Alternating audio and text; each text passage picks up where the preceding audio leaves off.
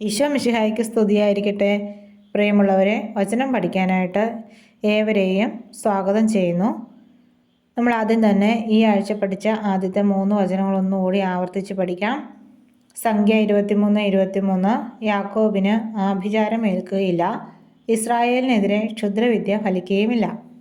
Colossus 3:21 പിതാക്കന്മാരെ, നിങ്ങളുടെ കുട്ടികളെ പ്രകോപിപ്പിക്കരുത്, പ്രകോപിപ്പിച്ചാൽ അവർ നിരുന്മേഷരാകും.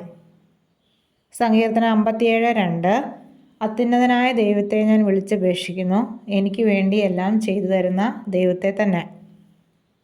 നമുക്ക് ഇന്നത്തെ വചനം നോക്കാം.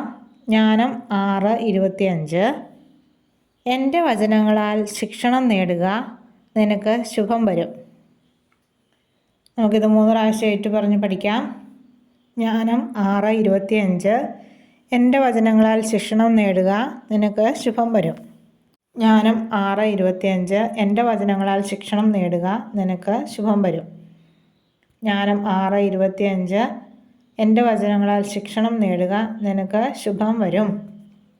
എല്ലാവരും ബുക്കിലേക്ക് എഴുതി പഠിക്കുക. നാളെ മറ്റൊരു വചനവുമായിട്ട് കാണാം. ദൈവം എല്ലാവരെയും അനുഗ്രഹിക്കട്ടെ.